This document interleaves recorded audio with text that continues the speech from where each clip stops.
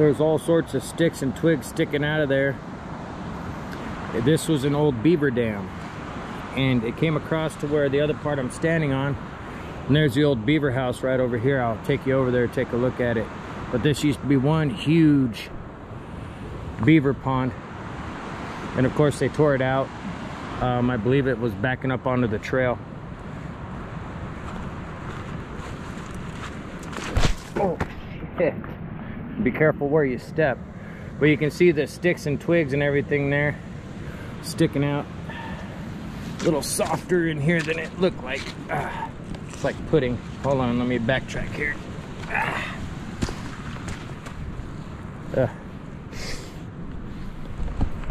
Little dirty, not bad. Let's go take a look at this beaver house.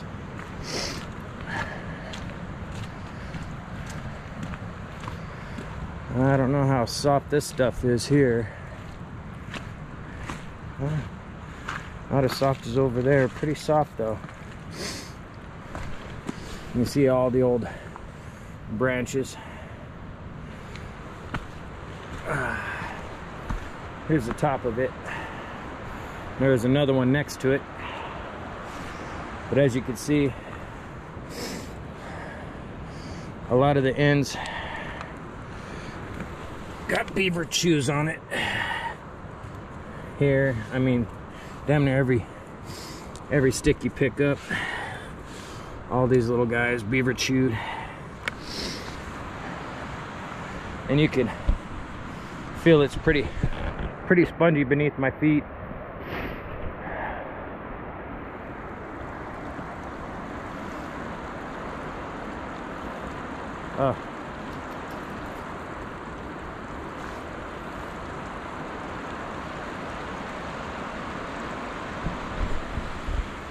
Beautiful area. Hey, greetings, thanks for joining me. It's Fred in Alaska. What I wanted to share with you today is we're attempting to do some kind of fundraiser here in the very near future to make a Portlock trip. I'll have more details about that in the next video. We got till about mid-October-ish before the weather's too bad to get around in there by boat and whatnot. But anyway, so I'll address that here in the next video. What I wanted to share with you today comes from, his name is Jack. He used to work for the Geological Survey. They were up in the Brooks Range, and they were doing some kind of sampling. He didn't get off into that. He just wanted to share what they dealt with. So their little base camp where they were camping out of, which he asked me to leave that anonymous because there's still work going on there. So what happened with them, it was Jack and 4 others, and one of the people was a designated camp person that stayed in camp all day. Well, they went out, they were collecting samples, doing their thing. When they came back, it was on the 3rd day. They were going to be out there for a few weeks, quite a while. They plan on rotating out and back in, or something along those lines. Now, this was roughly, he said, roughly a decade ago. So, about 3rd day from his recollection, when they came back from collecting their samples and doing what they were doing, they couldn't find the camp person. And so they kept, you know, shouting out, looking for this person, and lo and behold, this person was underneath their little cot in the tent, because they had some big canvas tents they were working out of, tucked up under there, hiding with a shotgun. They had a shotgun around camp. They actually had 3 of them for bears. Grizzly bears up in that area can be aggressive at times, especially when food sources are low and so on. Well, they coaxed the person out, because at first this person was just wielding a shotgun from underneath that cot and petrified. So they got the person calmed down, and he came out, and mid-20s, and began to explain to him, once he calmed down, that as he was prepping the meal, he had set out some pork. He had to go where they had their food cache away from camp, you know, bear safety. You know, they were going by all the rules. Well, he came back with some pork, and this pork he was gonna make some kind of pork meal, like a stir fry or something for the people, you know, just trying to be creative in the bush, you know. Well, he had set his pork down on the end of one table where he had his little kitchen area set up. Well, this worker, as he was prepping other stuff, because the pork would cook a lot faster than what he was making with it. It was like some roasted potatoes or something along those lines. So as he was doing all the prep work for the other stuff, the pork was laying out, but he always kept the shotgun nearby because there's always bear sightings. You know, they saw about 4 different bears over the course of that 3 days, all off at a distance, but still to be aware, be ready for any potential, you know, bear coming into camp or whatever. Well, as this poor guy was getting the potatoes wrapped up in foil and putting them by the fire, had all that done, had a whole bunch of the prep work done, was in the middle of dicing up some onions and stuff. Well, he hears a grunt, and this grunt came from a small patch of trees not too far away where they had their food cache. So immediately he's like, oh crap, a bear is getting into our food cache. So he grabs a shotgun and and also some bear spray, and heads off to the cache to run the bear off. He figured, shotgun in case I need it, but I'm gonna bear spray this thing and run it off and teach it a lesson. So that was his initial plan. So according to what this kid said, he went down this trail, which, you know, their food cache was about roughly 70 yards away from camp. Good safe distance, give or take. And so as he gets closer, he notices big brown movement, and the wind was in his favor, so he figured, okay, I'm gonna spray from here and that bear's gonna get a whiff of it and take off. So he just bursts this big cloud of bear spray, and anyone who's ever used those canisters, they blow out a big cloud. And so he bursts a cloud, the air, you know, the wind blowing takes it right in that direction. All of a sudden this thing takes off through the woods. So he assumes, oh, okay, it worked, we're good, nothing was touched. Kind of examined, kind of listened, heard the thrashing moving away, thought, okay, good, did my job, I'm going back. The kid gets back over there, and his table was overturned. There's some strange tracks on the ground, and the pork was missing, right? So he's like, shit, I chased this bear off, but it circled back, it you know, took my pork, and oh well, at least the food stash is safe, and hopefully it learned a lesson and is not gonna view it as, oh, I'll just come back and eat again. Well, as he was explaining how when he was cleaning up the mess and basically starting a different meal, he was really nervous and couldn't focus. He kept feeling like he was being watched from that path that led to the cache. So he kept looking over periodically. Nothing was happening. So he had to get another cut of meat from their stash, which they had a very limited stash that was only going to be for so long, because you can only keep meat good for so long in the bush, and then you got to, you know, have the freeze-dried stuff and all that. But they had it lined out to have some good meals for the first few days, and there was still some stuff frozen that, you know, it would thaw over time and still be usable a little bit later. But anyway, so he goes back and retrieves some burger meat because it would thaw quickly. He could cook it as it thawed, you know, that kind of thing. So he figured he would dice up those potatoes and mix in the meat, you know, and just kind of make, you know, kind of like whatever, a skillet basically. So he shotgun bear spray, goes back towards that cache. He gets about halfway down the trail and was overcome with fear. As he was gaining his composure, because he was just like, okay, you're just nervous because of the bear incident, it had something to eat, it's gone, there's no noise. This kid goes up and drops their thing from the little stilts they had it up on. So he lowers it down, he gets the burger meat out, raises everything back up, and heads back to camp. So when he gets back to camp this time, nothing was turned over, everything is as it was, but there was a weird smell, very weird smell, and some more weird tracks you couldn't make out. So he's like, crap, I'm being stalked by this bear I sprayed. So as he's doing his cooking thing, he was trying to stay focused on that, but he kept feeling like he was being watched. So in front of his little cook area, it was about 40 to 50 feet before the small shrubs and stuff started. And you know, it was like black spruce. It wasn't very big trees, but there was trees around, you know, but they were in a nice open area. And so his focus kept going to the tree line back behind his little cooking station he had set up. And he's trying to ignore it. He's trying to get things done because he knows the people, you know, the surveyors and stuff will be back, you know, in an hour or two, something along those lines. So he wanted to have something done for them because, you know, they're going to be hungry. Well, as he's focusing on what he's doing, he keeps seeing movement off, kind of off to his left, you know, off to about, him facing straight was noon, it would roughly be off at the 10 o'clock position where this movement was going on, approximately 40-50 feet away in the tree line.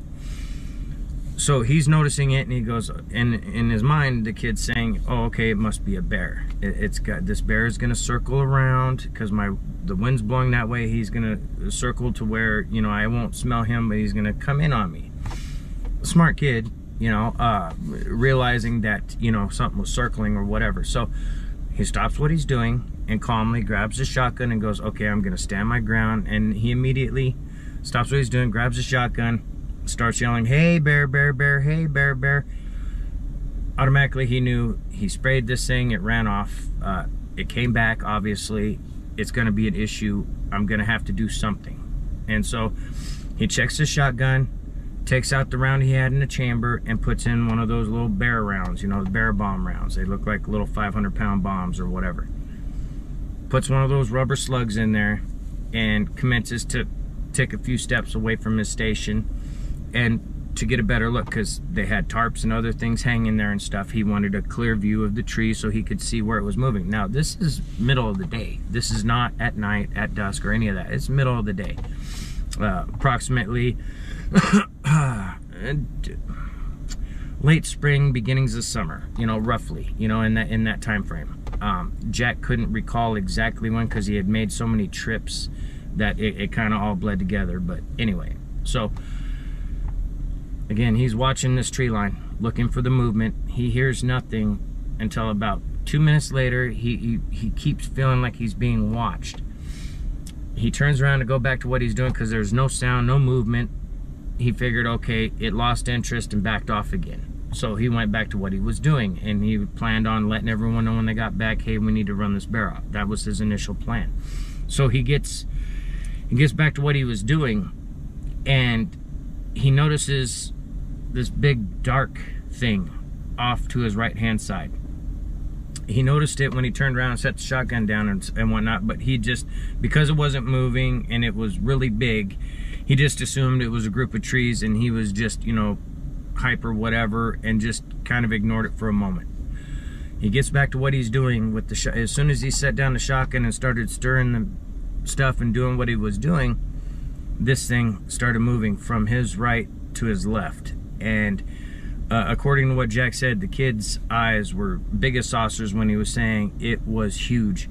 So he's under a tarp that's about 7 foot off the ground, with enough room to where, with the heat from the little camp stove he had, little Coleman stove, the heat wouldn't melt the tarp and whatnot, you know, and that kind of stuff. So he had 7 foot roughly of visibility immediately, you know, 7 foot height.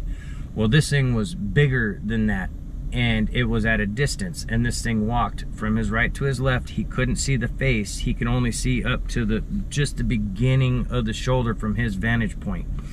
So 7 foot tarp, his vantage point is looking up, and he can only see the shoulder. So this thing, big, 11, 12 foot, maybe more. And it moves, and he said that it moved methodically, slowly, and purposefully, just smoothly across his field of view, roughly half the distance between his little station and the tree line. Once it hit the tree line off to his left, because he froze. He just was in shock of what the hell is this? Because he was basically frozen in fear, but watching. This thing gets over to the tree line, and he's just so scared to turn, but he forces himself to turn. and it's actually two of them, one smaller one and a big one, and all he saw was the back side of the one, the bigger one, and the smaller one was kind of running a half moon behind it as they both moved off into the trees. Immediately he grabs a shotgun, ended up under that cot. That's where they found him. So they hear him out, and you know, they calm him down. They're running through every scenario. You sure it wasn't a bear for this reason or a bear for that reason? One of the people in the group, he was, I believe Jack said he was a UAA student, and was from one of the villages. This guy commences to tell him, that's the hairy man, and we should probably move camp. Let's move camp. Let's you know, move camp a mile away from here. We got to be doing studies down over here anyway. Let's move it a mile. Everyone agrees, so they decide in the morning we'll move camp a mile down, and we got to do survey over here as well, so it's no big deal that we move camp. So they all agree. They don't know what to make of it. They're all still kind of like, whoa, the kid's freaking out still. Still holding the shotgun. Won't give it up to anybody. Told them they need to arm themselves. You know, he was very adamant about someone else needs to help me keep an eye out for these things, because I can't do it alone. I don't know what they are. And they left it at that for the moment. Uneventful evening. First thing in the morning, everyone was up very early. He said the kid probably didn't sleep because he looked exhausted and worn out, and the kid was percolating coffee for everyone. And as they were doing so, and everyone was standing around, they heard this scream. It sounded about a half mile off. He said it wasn't immediately on us, but it was loud. It reverberated through everything. Immediately everyone was wide awake and doing their thing to get things packed. As they're packing, the coffee gets done. Everyone's kind of nervously trying to sip on coffee. Coffee gets cold pretty quick if you don't have a thermal mug, and no one happened to have one. They had a thermos, but their cups were those little aluminum ones. So everyone was able to drink their coffee pretty quick. No one was hungry. They just wanted to get everything moving. So they get everything broken down, and there's 5 of them, right? So they have to work in a team because they have big canvas tents. They had 2 big canvas tents, and then the other smaller stuff, and this little fold table. So they gather it all up. They kind of create a sled with one of the smaller tents that they were using to drag. He didn't say why. They were just trying to make it as quick as possible.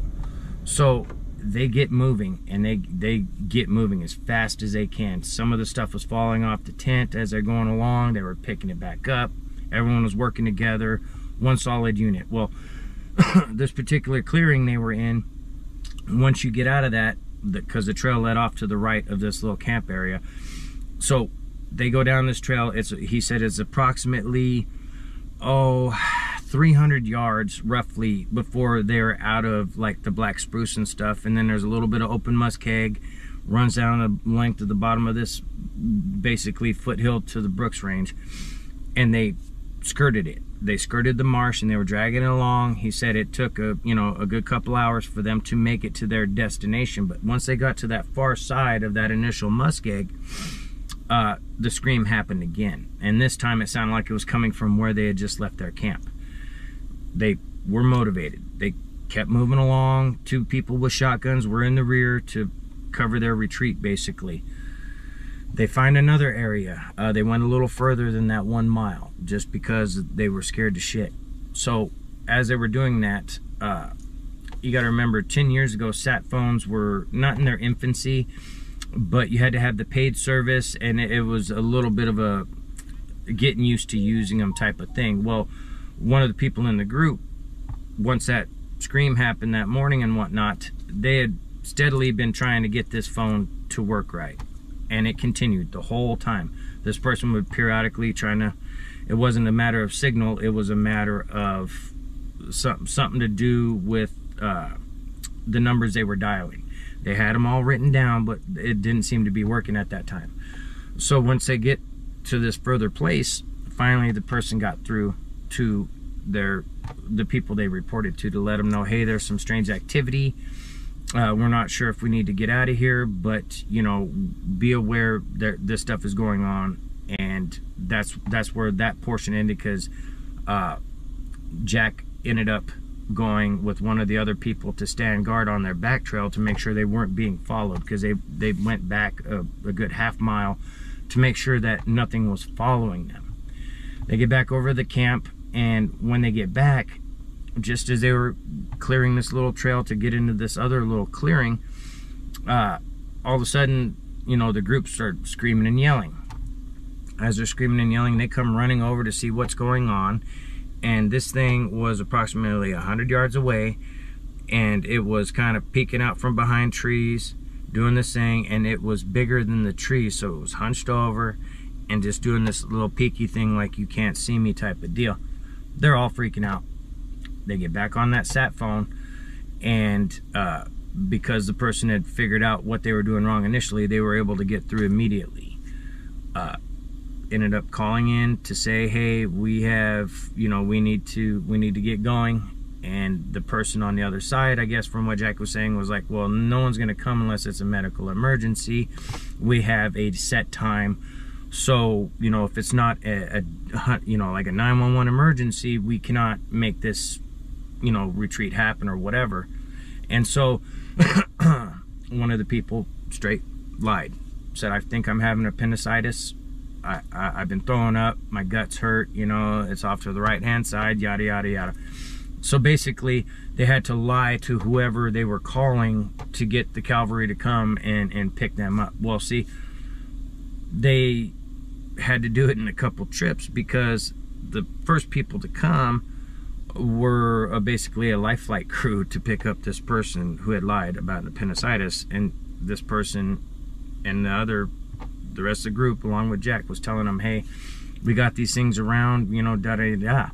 Well, one of the pilots in that initial chopper that came in for the medevac noticed something big off in the distance, but chalked it up to a large grizzly bear. So the pilot calls it a grizzly. They ran with that. The life flight left with the appendicitis victim, and another flight came in later, non-emergency, to retrieve the rest of them. And that's how they were able to get out of there. Jack is still in the field, just not up here. It was kind of rough getting things worked out with him as far as getting all the whole experience, because it was all broken up over time and different phone calls and stuff. I want to thank him for reaching out. And again, we're going to attempt a fundraiser for this Portlock trip. We'll see how that goes. I'll have more information. I still got background stuff going on. Thank you to those who said happy birthday on the 12th. That was my birthday. I turned 48. I appreciate you guys reaching out and remembering that. And we'll catch you guys here on the next one. Thanks.